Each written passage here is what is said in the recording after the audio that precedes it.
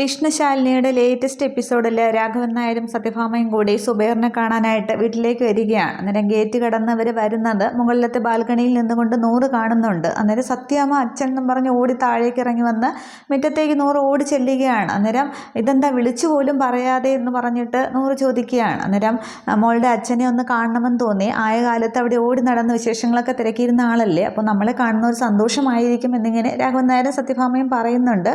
തുടർന്ന് അച്ഛാന്നും പറഞ്ഞ് രാഘവൻ നായരെ നൂറകത്തേക്കൊക്കെ പിടിച്ചു കയറ്റുകയാണ്. വളരെ മാന്യമായ രീതിക്ക് ക്ഷണിച്ചൊക്കെ അകത്തേക്ക് കയറ്റുകയാണ്. കയറ് സത്യമ്മ, കയറ് അച്ഛ എന്നൊക്കെ പറഞ്ഞിട്ട്. തുടർന്ന് സുബൈറിൻ്റെ അടുത്തേക്ക് കൊണ്ടുവരുന്നുണ്ട്. അപ്പച്ചി ഇതേ ആരാ വന്നിരിക്കുന്നത് നോക്കിക്ക് എന്നിങ്ങനെ പറയുന്നുണ്ട്. അന്നേരം സുബൈറിനാണെങ്കിൽ ആദ്യം കാണുമ്പോൾ സന്തോഷം തോന്നുന്നുണ്ട്. പക്ഷേ ഇവർ രണ്ടുപേരെയും മുഖത്തേക്ക് നോക്കുമ്പോൾ അങ്ങ് കരയുകയാണ്. അന്നേരം നൂറ് പറയുന്നുണ്ട്, ഇതാ ഇപ്പോഴത്തെ അവസ്ഥ, സന്തോഷം ഇഷ്ടമുള്ളവർ ആര് വന്നാലും ഇങ്ങനെ കരയുമെന്ന് പറയുകയാണ്. അന്നേരം ഇതൊക്കെ പെട്ടെന്ന് അങ്ങ് ശരിയാവും, ഈ കിടപ്പൊന്നും കിടക്കില്ലല്ലോ, എല്ലാം ശരിയാകുമെന്നിങ്ങനെ സത്യഭാമ കട്ടിലേക്ക് ഇരുന്നുകൊണ്ട് പറയുന്നുണ്ട്. തുടർന്ന് മരുന്നൊക്കെ ഇല്ലേന്ന് ചോദിക്കുമ്പോൾ അതൊക്കെ ഉണ്ട് എന്ന് പറയുന്നുണ്ട്. പക്ഷേ അപ്പച്ചിക്ക് ആത്മവിശ്വാസം തീരെ ഇല്ല, ഇങ്ങനെ തന്നെ ആയിപ്പോ എന്നുള്ള പേടിയാണെന്നൊക്കെ നൂറ് പറയുമ്പോൾ രാഘവൻ നായർ ധൈര്യം കൊടുക്കുന്നുണ്ട്. അങ്ങനെയൊന്നുമില്ല, മനുഷ്യൻ്റെ അവസ്ഥ എപ്പോഴും മാറാം. പിന്നെ ഇത് എൻ്റെ ഒരു അവസ്ഥ തന്നെ കണ്ടില്ലേ, ഏറ്റവും വലിയ ഉദാഹരണം. ഞാൻ ഇങ്ങനെയൊക്കെ പോകുന്നില്ലേ, ഞാൻ എനിക്ക് വേണ്ടി പ്രാർത്ഥിക്കുമ്പോൾ തൻ്റെ പേരും കൂടി പറയാനുണ്ടോ, എന്നെ അങ്ങനെ അങ്ങ് ഉപേക്ഷിക്കാനായിട്ട് പറ്റില്ലല്ലോ. നമുക്ക് മനോധൈര്യമാണ് വേണ്ടത്.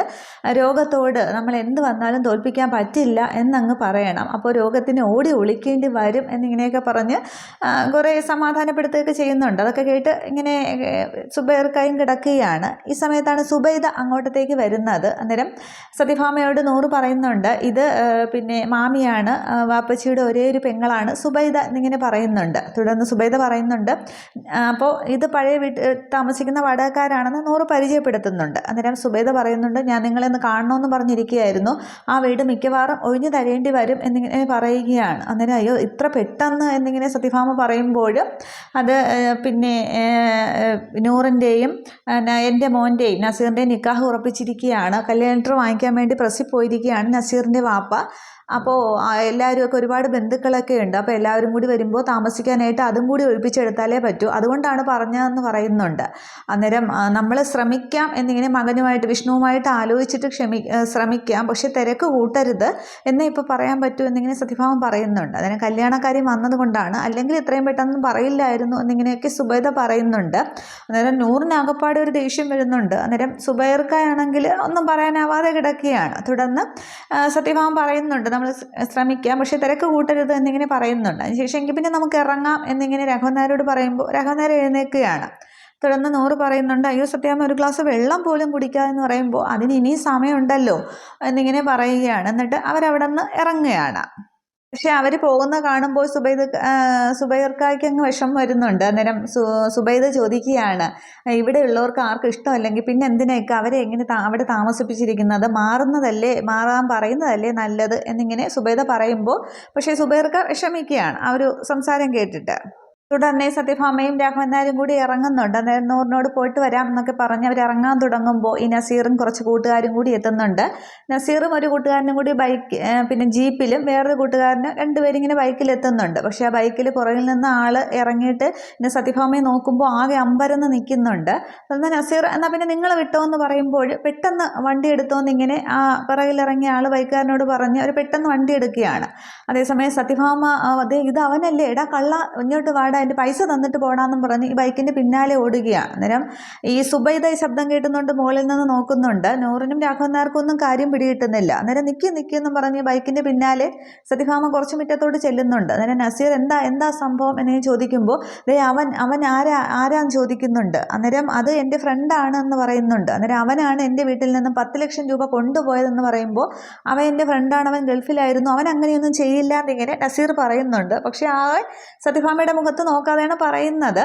അന്നേരം സത്യഭാമ പറയുന്നുണ്ട്, ഇല്ല അവനാണ് കൊണ്ടുപോയത് എന്ന് പറയുമ്പോൾ രാഘവൻ നായർ അങ്ങോട്ടത്തേക്ക് ഇറങ്ങുന്നുണ്ട്. രാഘവേട്ടന് ഓർമ്മയില്ലേ, രാഘവേട്ടനെ തള്ളിയിട്ടിട്ട് പൈസ കൊണ്ടുപോയത് അവൻ തന്നെയാണ്, അവൻ്റെ മുഖം പച്ച കുത്തിയതുപോലെ എൻ്റെ മനസ്സിലുണ്ട് എന്നിങ്ങനെ പറയുമ്പോൾ നസീർ ഈ സുബൈദയും നൂറും ഒക്കെ ഇങ്ങനെ ശ്രദ്ധിക്കുകയാണ്. അന്നേരം നൂറിനെ നോക്കിയിട്ട് നസീർ പറയുന്നുണ്ട്, ഇതേ ചുമ്മാ പറയുന്നതാണ്, ഉണ്ടാക്കി പറയുന്നതാണ്, നമുക്കെന്തിനാ നിങ്ങളുടെ കാശ്, അങ്ങനെയൊന്നും ചെയ്യില്ല എന്ന് പറയുമ്പോൾ സത്യഭാമ ഒട്ടും വിടാനായിട്ട് പാവയില്ല. ഇല്ല രാഘവേട്ട, അത് അവൻ അവൻ തന്നെയാണ് എന്ന് പറയുമ്പോൾ ഇങ്ങനെ ഉറപ്പില്ലാത്ത കാര്യത്തിനൊന്നും സംശയിക്കാൻ പാടില്ല, നീ വന്നേ എന്ന് പറഞ്ഞിട്ട് ഭാമ രാഘവൻ നായർ വിളിക്കുകയാണ്. അന്നേരം എന്നാലും അതല്ല എന്ന് പറഞ്ഞിട്ട് സത്യഭാമ വീണ്ടും തിരിഞ്ഞു നിൽക്കുകയാണ്. പക്ഷേ നസീറാണെങ്കിൽ പെട്ടെന്ന് അവിടെ തടിതപ്പാനുള്ള ശ്രമമാണ്. പക്ഷേ രാഘവൻ നായർ പെട്ടെന്ന് ഭാമയെ വിളിച്ചുകൊണ്ട് പോകുന്നുണ്ട്. നമ്മൾ ഉറപ്പില്ലാത്ത കാര്യത്തിന് അങ്ങനെയൊന്നും പറയാനായിട്ട് പറ്റില്ല, ആൾ മാറിയതാണ്, വേറെ ആളാണ് എന്നൊക്കെ പറഞ്ഞ് നിർബന്ധമായിട്ട് ഭാമയെ വിളിച്ചുകൊണ്ട് പോകുന്നുണ്ട്. തുടർന്ന് നസീർ ആണെങ്കിൽ തിരിഞ്ഞ് നൂറിനെ നോക്കുമ്പോൾ നൂറ് ദേഷ്യത്തോടെ നോക്കിയിട്ട് അങ്ങ് അകത്തേക്ക് പോകുന്നുണ്ട്. അതേസമയം പിന്നെ ഈ ബൈക്കിൽ പോയ ആ പൈസ കൊണ്ടുപോയാളുണ്ടല്ലോ, ആ പയ്യനാണെങ്കിൽ വഴിയിലെത്തിയിട്ട് നസീറിനെ ഫോൺ ചെയ്യുന്നുണ്ട്. അതിന് കുഴപ്പം എന്തെങ്കിലും ഉണ്ടോ, ആ തള്ള സീൻ വല്ലതും ആക്കിയെന്ന് ചോദിക്കുമ്പോൾ ഇല്ല, കുഴപ്പമൊന്നുമില്ല, അവരങ്ങ് പോയി, പക്ഷെ നീ അവരുടെ മുന്നിലൊന്നും ചെന്ന് ചാടരുത് എന്നിങ്ങനെ പറയുകയാണ്. ഫോണിൽ കൂടി മുറ്റത്തുനിന്നാണ് സംസാരിക്കുന്നത്. പക്ഷെ ഈ ഫോൺ സംഭാഷണം നൂറ് തിരിച്ച് വീണ്ടും വെളിയിലേക്ക് വരുന്നുണ്ട്. നൂറ് കേൾക്കുന്നുണ്ട്. മുകളിൽ നിൽക്കുന്ന സുബൈദയും ഇത് കേൾക്കുകയാണ്. സുബൈദ ആകെ അന്തം വിട്ട് നിൽക്കുകയാണ്. എന്നിട്ട് നസീർ ഫോൺ വെച്ച് ഇങ്ങനെ പെട്ടെന്ന് തിരിയുമ്പോൾ ഈ നൂറിനെ കാണുന്നുണ്ട്. എന്നിട്ട് നൂറ് അങ്ങോട്ട് അടുത്തേക്ക് ചെല്ലുകയാണ്. എന്നിട്ട് ആ പണം എവിടെയും ചോദിക്കുക. എന്നിട്ട് ഏത് പണം എന്നു ചോദിക്കുമ്പോൾ ആ പാവങ്ങളെ പറ്റിച്ചെടുത്ത പണം എന്തേ, അത് കൊണ്ടുപോയാലും നിങ്ങൾ ഒരിക്കലും രക്ഷപ്പെടില്ല, നിങ്ങൾ ഒരിക്കലും ഗുണം പിടിക്കില്ല എന്നൊക്കെ പറയുമ്പോൾ ആ പൈസ എടുത്താലും നിനക്ക് നോവെന്നറിയാം, അതുകൊണ്ട് തന്നെയാണ് ഞാനത് എടുത്തത് എന്നിങ്ങനെ ദേഷ്യം വന്ന് നസീർ പറയുകയാണ്. അന്നേരം സുബൈദ ആകെ അന്തം വിടുന്നുണ്ട്. അന്നേരം പിന്നെ പക്ഷേ ഇത് നീ പുറത്ത് ആരോടെങ്കിലും പറഞ്ഞാൽ നിന്നെ ഞാൻ വച്ചേക്കില്ല എന്നിങ്ങനെ പറയുന്നുണ്ട്. അന്നേരം നിന്റെ വാപ്പച്ചിയെ ഈ നിലയിലാക്കി ഇടാമെങ്കിൽ നിന്നെ എനിക്ക് എന്തും ചെയ്യാം, നിന്നെ കൊന്നാൽ പോലും ആരും ചോദിക്കില്ല എന്നിങ്ങനെ പറയുമ്പോൾ ഈ സുബൈദ അന്തം വിട്ട് വായി കൈവച്ച് ഇങ്ങനെ നിൽക്കുകയാണ് ഇത് കേട്ടുകൊണ്ട്. അന്നേരം നൂറ് പറയുന്നുണ്ട്, ഇത്രയും കാലം ഞാനിതൊന്നും ആരോടും പറഞ്ഞില്ല, പക്ഷേ ഭീഷണി എനിക്ക് നേരെയും വന്ന സ്ഥിതിക്ക് ഇനി ഞാൻ പറയും എന്നിങ്ങനെ പറയുമ്പോൾ നൂറിനെ പെട്ടെന്ന് ഇങ്ങനെ നസീർ ഇങ്ങനെ കൈക്ക് പിടിക്കുന്നുണ്ട്. അന്നേരം നീ ഇതാരോടെങ്കിലും പറഞ്ഞാൽ നിന്റെ വാപ്പച്ചി വീണിടം പോലെ നീയും വീഴും, ആരും എന്നോട് ചോദിക്കാനൊന്നും വരില്ല എന്നിങ്ങനെ പറഞ്ഞിട്ട് നൂറിനെ പിടിച്ചങ്ങ് തള്ളുകയാണ്. എന്നിട്ട് കൂട്ടുകാരനോടൊപ്പം ചേർന്ന് വാടാ എന്ന് പറഞ്ഞിട്ട് അകത്തേക്ക് കയറി പോകുന്നുണ്ട്. അന്നേരം ഇതൊക്കെ കേട്ട് ആകെ ഷോക്കായിട്ട് സുബൈദ നിൽക്കുകയാണ്. നൂറും എന്ത് ചെയ്യണമെന്നറിയാതെ നിൽക്കുന്നുണ്ട്. ഇതേസമയം അവിടെ സത്യഭാമയുടെ വീട്ടിൽ രോഹിത്തും ശ്യാമയും കൂടി വന്നിരിക്കുകയാണ്. ഇവരെ കാണാത്തത് കൊണ്ട് അവിടെ നിൽക്കുന്നുണ്ട്. ശ്യാമ അവിടെ നിൽക്കുകയാണ്, രോഹിത്ത് അവിടെ കസേരയിലേക്ക് ഇരിക്കുന്നുണ്ട്. ഈ സമയത്ത് ഭാമയും രാഘവൻ നായരും കൂടി വരുന്നുണ്ട്. അവരിങ്ങനെ കയറ്റി കിടന്ന് വരുമ്പോൾ സംസാരിച്ചുകൊണ്ട് വരികയാണ്. അവൻ തന്നെയാണ് ആ പൈസ എടുത്തുകൊണ്ട് വന്നത്, രാഘവേട്ടന് ഓർമ്മയില്ലേ എന്ന് ചോദിക്കുമ്പോൾ ആ വന്നവരുടെ കൂട്ടത്തിൽ അവൻ ഉണ്ടായിരുന്നോ എന്നിങ്ങനെ രാഘവൻ നായർ ചോദിക്കുന്നുണ്ട്. അന്നേരം നല്ല ആളോടാണ് ഞാൻ ചോദിക്കുന്നത്, ഓർമ്മയില്ലല്ലോ, പിന്നെ വീണും കിടക്കുകയായിരുന്നില്ലേ എന്നിങ്ങനെ പറഞ്ഞിട്ട് പെട്ടെന്നിങ്ങനെ പിന്നെ രാഘവൻ നായർ നോക്കുമ്പോൾ നമ്മുടെ വീട്ടിൽ ആരോ വന്ന് നിപ്പുണ്ടല്ലോ എന്ന് പറയുകയാണ്. അന്നേരം ഭാമ പെട്ടെന്ന് നോക്കുമ്പോൾ അവരെ കാണുന്നുണ്ട്. അന്നേരം വന്നിരിക്കുന്നത് ശ്യാമയും രോഹിത്തുമാണ്. അവൻ എന്തുറപ്പിലാണ് ഇങ്ങോട്ട് വന്ന് കയറിയിരിക്കുന്നതെന്നും പറഞ്ഞ് ഭാമ ദേഷ്യപ്പെടുകയാണ്. അന്നേരം രാഘവൻ നായർ പറയുന്നുണ്ട്, അവർ നമ്മുടെ വീട്ടിലേക്കാണ് വന്ന് കയറിയിരിക്കുന്നത്, ആ ഒരു മര്യാദയ്ക്ക് സംസാരിക്കണം എന്ന് രാഘവൻ നായർ പറഞ്ഞു തീരുന്നതിന് മുമ്പേ ഭാമ അങ്ങോട്ട് ദേഷ്യപ്പെട്ട് അവരുടെ അടുത്തേക്ക് പോകുമ്പോൾ ഭാമയെന്ന് വിളിച്ചുകൊണ്ട് രാഘവൻ നായർ പിറകെ പോകുന്നുണ്ട്. അകത്തേക്ക് കയറി വരുന്ന സത്യഭാമയാണെങ്കിൽ രോഹിത്തിനോട് ദേഷ്യപ്പെടുന്നുണ്ട്, ഇറങ്ങിപ്പോടാ എൻ്റെ വീട്ടിൽ നിന്നും, നീ എന്തുറപ്പിലാണ് ഈ വീട്ടിലേക്ക് കയറി വന്നത് എന്ന് പറയുമ്പോൾ അത് സത്യാമ്മയെന്നും പറഞ്ഞ് ശ്യാമ പറയാൻ തുടങ്ങുമ്പോൾ മിണ്ടരുതെന്ന് പറയുകയാണ്. നീ അടിച്ചിറക്കി വീട്ടിൽ നിന്നും അഭയാർത്ഥികളെ പോലെ നമ്മൾ വന്നു കയറിയ വീടാണിത്, ഇവിടെ നിന്റെ കാലടികൾ വന്നാൽ ഇവിടം കൂടി മുടിഞ്ഞു പോകും, അതുകൊണ്ട് ഇറങ്ങിപ്പോടാ എന്നിങ്ങനെ പറഞ്ഞിട്ട് രോഹിത്തിനെ പിടിച്ചങ്ങോട്ട് തള്ളുകയാണ്. അന്നേരം അത് സത്യാമ്മയെന്നിങ്ങനെ രോഹിത്ത് വിളിക്കുന്നുണ്ട്. അതിനുന്നെ ശ്യാമ പറയുന്നുണ്ട്, രോഹിത്ത് ചെയ്ത തെറ്റ് തന്നെയാണ്, അതിന് മാപ്പ് ചോദിക്കാനാണ് വന്നതെന്ന് പറയുമ്പോൾ ഇവിടെ ആർക്കും മാപ്പും ഒന്നുമില്ല, നിന്നെ മോനെ പോലെ സ്നേഹിച്ചില്ലേ, മോനെ പോലെയല്ല വിഷ്ണുവിനേക്കാൾ മോനായിട്ട് തന്നെയാണ്, വിഷ്ണുവിനേക്കാൾ സ്നേഹത്തോടെയാണ് നിന്നെ സ്നേഹിച്ചത്, പക്ഷേ അതിനുള്ള ശിക്ഷ നീ എനിക്ക് തന്നു എന്നിങ്ങനെ പറയുമ്പോൾ സത്യാമ്മയെ നീനെ വിളിക്കുകയാണ്. അന്നേരം നീ എന്നെ അങ്ങനെ വിളിച്ചു പോകരുത്, നിന്റെ ആ സത്യാമ്മ അന്ന് അവിടെ മരിച്ചു കഴിഞ്ഞു, നീ സ്വന്തമാക്കിയ വീട്ടിൽ നിന്നും പിന്നെ നീ ചതിച്ച് സ്വന്തമാക്കിയില്ലേ എല്ലാം കൂടി, അന്ന് അഭയാർത്ഥികളെ പോലെ നമ്മളവിടെ നിന്ന് കൂടും കുടുക്കയായിട്ട് ഇറങ്ങിയപ്പോൾ ആ സത്യാമ്മ അവിടെ മരിച്ചത് തന്നെയാണ്, പിന്നെ നീ വന്ന സ്ഥിതിക്ക് നിന്നെ ഇവിടെ എന്തെങ്കിലും പിന്നെ നീ ഇങ്ങനെ വന്ന സ്ഥിതിക്ക് നിനക്ക് തരാൻ വേണ്ടി ഞാൻ ഒരു സാധനം കരുതി വച്ചിരുന്നു, ഒരു കാര്യം കരുതി വച്ചിരുന്നു, വന്ന സ്ഥിതിക്ക് അത് നിനക്ക് ഞാൻ എന്തായാലും തരും എന്നിങ്ങനെ പറഞ്ഞിട്ട് രോഹിതിനെ കാരണം നോക്കി സത്യഭാമ ഒന്ന് പൊട്ടിക്കുകയാണ്. എന്നിട്ട് പറയുന്നുണ്ട്, ഇവിടെ ആർക്കും മാപ്പും ഒന്നുമില്ല എന്നൊക്കെ പറഞ്ഞ് ഞാൻ പൊറുക്കാൻ പറ്റാത്ത തെറ്റ് തന്നെയാണ് ചെയ്തതെന്നൊക്കെ രോഹിത് പറയുമ്പോൾ സത്യഭാമ ഒന്നും കേൾക്കാനായിട്ടും കൂട്ടാക്കുന്നില്ല. എന്നിട്ട് അടി കൊടുത്തിട്ട് ഭാമ പറയുന്നുണ്ട്, എന്തിനാണെന്നറിയാമോ? നിന്നെ മോനെ പോലെ സ്നേഹിച്ചത്, ഇപ്പോഴും മോനെ പോലെ സ്നേഹിച്ച ഈ മനുഷ്യൻ അധ്വാനിച്ചുണ്ടാക്കിയ വീട്ടിൽ നീ വാറ്റുചാരായം ഉണ്ടാക്കി ബാറാക്കി മാറ്റിയില്ലേ, അതിന് വേണ്ടിയാണ് നിനക്ക് തന്നത് എന്നിങ്ങനെ പറഞ്ഞ് ഇറങ്ങിപ്പോ എൻ്റെ വീട്ടിൽ നിന്നും പറഞ്ഞിട്ട് ഭാമ ആകെ കലിതുള്ളുകയാണ്. അന്നേരം പെട്ടെന്ന് രോഹിതിനാകെ സങ്കടമൊക്കെ വരുന്നുണ്ട്. രോഹിതാണെങ്കിൽ സത്യഭാമയുടെ കാലിലേക്ക് വീഴുകയാണ്. എന്നിട്ട് കാല് പിടിച്ച് കരയുന്നുണ്ട്. ഞാൻ പൊറുക്കാൻ പറ്റാത്ത തെറ്റ് തന്നെയാണ് ചെയ്തത്, അത് പക്ഷെ എനിക്ക് തിരുത്തണം, മാപ്പ് തരണം, തിരുത്തണമെന്നുണ്ട്, അതിനു വേണ്ടിയാണ് ഞാൻ വന്നത് എന്നിങ്ങനെ പറയുമ്പോൾ പിന്നെ നിന്നെ ഇവിടെ കാണണ്ട, മാറ് എന്ന് പറഞ്ഞിട്ട് രോഹിത്തിനെ പിടിച്ചങ്ങോട്ട് തള്ളുകയാണ് സത്യഭാമ പെട്ടെന്ന്.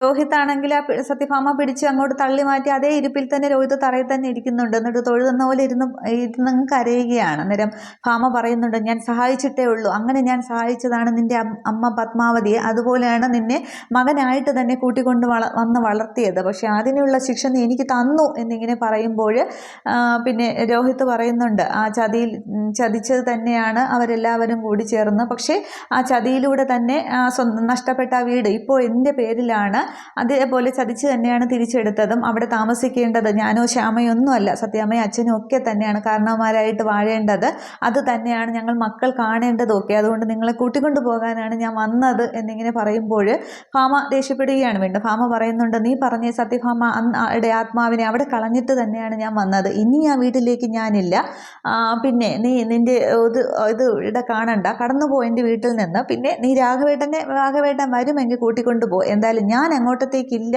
എന്നിങ്ങനെ പറഞ്ഞിട്ട് ഭാമ അങ്ങോട്ട് വാതിൽ തുറക്കുകയാണ്. അന്നേരം വീണ്ടും സത്യാമ്മയെന്ന് പറഞ്ഞിട്ട് രോഹിത് എഴുന്നേൽക്കുന്നുണ്ട്. അന്നേരം ഇറങ്ങിപ്പോടാ എന്നിങ്ങനെ പറഞ്ഞിട്ട് ഭാമ വാതിൽ തുറന്ന് അങ്ങ് അകത്തേക്ക് കയറി പോകുന്നുണ്ട്.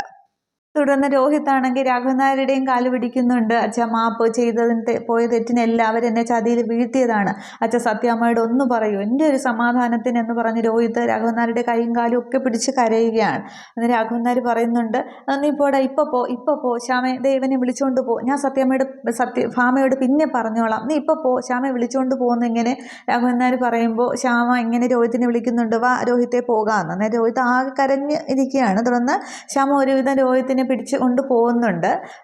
ഗേറ്റ് കടന്ന് പോകുമ്പോൾ രാഘവൻ നായർ സങ്കടത്തോടെ നോക്കി നിൽക്കുകയാണ് ഇവർ പോകുന്നത്. തിരിഞ്ഞ് രോഹിത്തും ഭാമയും നോക്കുന്നുണ്ട്. പക്ഷെ അകത്തേക്ക് പോയ സത്യഭാമയും ആകെ വിഷമിച്ച് നിൽക്കുകയാണ്. എന്നിട്ട് ഇവരെല്ലാവരും ഓർമ്മിക്കുന്നുണ്ട് രോഹിത്തിനെ ആദ്യമായിട്ട് പത്മാവതി അമ്മ മരിച്ചതിന് ശേഷം വീട്ടിലേക്ക് കൂട്ടിക്കൊണ്ട് വന്നതും, പിന്നീട് മകനെ പോലെ നോക്കിയതും, ശ്യാമയുടെ വിവാഹം കഴിഞ്ഞതും, വെഡിങ് ആനിവേഴ്സറി ഒക്കെ ആഘോഷിച്ചതും ഒക്കെ ആ നല്ല സന്തോഷ നിമിഷങ്ങളൊക്കെ ഇവരെല്ലാവരും ഇങ്ങനെ ആലോചിച്ച് വിഷമിക്കുന്നുണ്ട്. ഇതേ സമയം അവിടെ കോളനിയിൽ ആ കുട്ടി ശ്രീമോളെ ആദരിക്കുന്ന ചടങ്ങിന് വേണ്ടി വേദിയൊക്കെ ഒരുക്കിയിട്ടുണ്ട്. കുറേ ആൾക്കാരൊക്കെ എത്തിയിട്ടുണ്ട്. രാമേട്ടനൊക്കെ അവിടെ നേരത്തെ എത്തിയിട്ടുണ്ട്. ഈ ശ്രീധരേട്ടൻ്റെ മോളും ഒക്കെ ഉണ്ട്. അപ്പോൾ അവിടെ ഒരാൾ ഇങ്ങനെ പ്രസംഗിക്കുന്നുണ്ട്, ഈ നമ്മുടെ ശ്രീധരേട്ടൻ്റെ മകൾക്ക് 10ാം ക്ലാസ്സിൽ A+ കിട്ടിയതിൽ ആദരിക്കുന്നത് വേറെ ആരുമല്ല, നമ്മുടെ തിരുവനന്തപുരം ജില്ലാ കളക്ടറായ ശാലിനി വിഷ്ണുവാണ്. പിന്നെ കളക്ടർ മാത്രമല്ല, കുടുംബസമേതം പങ്കെടുക്കുന്നു എന്നുള്ളത് നമുക്ക് ഏവർക്കും സന്തോഷമുള്ള കാര്യമാണ്. നമ്മളെ ആൾക്കാർ ചെന്ന് പറഞ്ഞപ്പോഴേ വരാൻ സമ്മതിച്ചു എന്നൊക്കെ പറഞ്ഞ് പ്രസംഗിക്കുമ്പോൾ രാമേട്ടനെ എല്ലാവരും ഒക്കെ ചേർന്ന് കൈയടിക്കുന്നുണ്ട്. അതേസമയം ഇവരിങ്ങനെ ഓട്ടോയിൽ വരുന്ന സീൻ കാണിക്കുന്നുണ്ട്. വിഷ്ണുവും ശാലിനിയും ഈ പപ്പിയും സത്യയും ഒക്കെ ഇങ്ങനെ ആകെ സന്തോഷത്തിൽ ചിരിച്ചുല്ലസിച്ച് വരുന്ന സീനും കാണിക്കുന്നു. ഇത്രയുമാണ് എപ്പിസോഡിൽ കാണിക്കുന്നത്. അപ്പോൾ അടുത്ത എപ്പിസോഡിലേ ഉള്ളൂ അവരിങ്ങനെ വന്ന് ആ ചടങ്ങ് നടക്കുന്നതും അതിനിടയ്ക്ക് കുട്ടികളെ തട്ടിക്കൊണ്ട് പോകുന്നതുമൊക്കെ. അപ്പോൾ ഈ സത്യഭാമയും രാഘവൻ നായരും തിരികെ വീട്ടിലേക്ക് പോകുമോ ഇല്ലയോ എന്നാണ്. ഇവിടെ വാടക വീട് ഒഴിയാനായിട്ട് അവർ പറയുകയും ചെയ്യുമല്ലോ. അപ്പോൾ രോഹിത്തിൻ്റെ മാപ്പ് പറച്ചില് അവരിനി തിരികെ വരുമോ എന്താണ് എന്നുള്ളത് നമുക്ക് അടുത്ത എപ്പിസോഡുകളിൽ കാണാം. Okay, thank you.